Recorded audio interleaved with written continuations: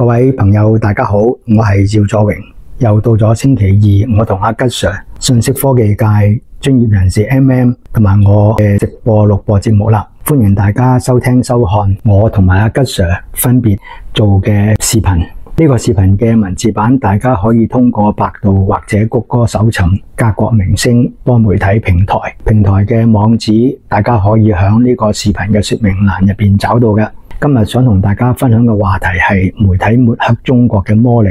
係不容忽視的。話說昨日2025年嘅3月24日，我同幾位目前喺中國定居嘅外國人，俗稱係老外，就分享大家點樣睇當前嘅中國問題，同埋大家點解選擇喺中國定居。言談之間，來自哥倫比亞呢個國家嘅 Fernando， 佢嘅中文姓名係高飛，佢不無感慨咁樣話俾大家聽，佢得到一啲中國朋友嘅幫忙，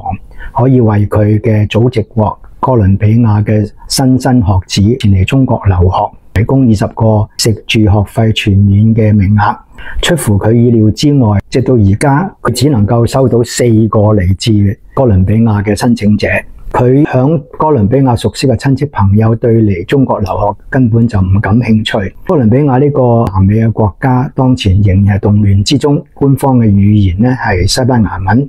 響今年嘅1月下旬，亦都發生咗動亂。而特朗普上場之後，又馬上驅逐哥倫比亞嘅非法移民返回該國，但係又被該國嘅領導人拒絕接收。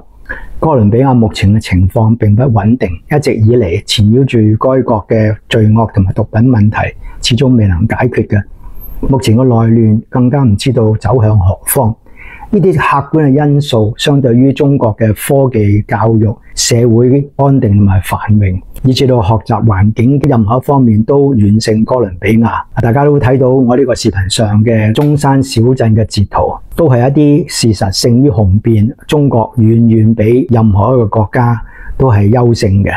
特別係對留學生而言。然而，哥倫比亞學生竟然對來自中國嘅留學機會不感興趣，咪有少少啼笑皆非啦。但係喺昨日嘅4方會談之中，大家嘅結論係嗰啲所謂國際主流媒體，佢哋抹黑污衊中國不遺餘力，而佢哋嘅力量實在係非常之厲害。因此，目前我哋睇到中國不斷用免簽嘅方法吸引來自世界各地嘅遊客，係一個直接了當用事實捅破所謂世界主流媒體造謠抹黑國嘅一個策略，係非常之睿智嘅。相信喺不久嘅將來，哥倫比亞呢個國家嘅年輕一代將會對中國有所轉變，同埋改變佢哋嗰種睇法，一種反洗腦嘅方式，應該係有非常之顯著嘅效果嘅。暫時講到呢度為止。歡迎大家轉載我呢個視頻同埋阿吉 Sir 嘅視頻，多謝大家，拜拜。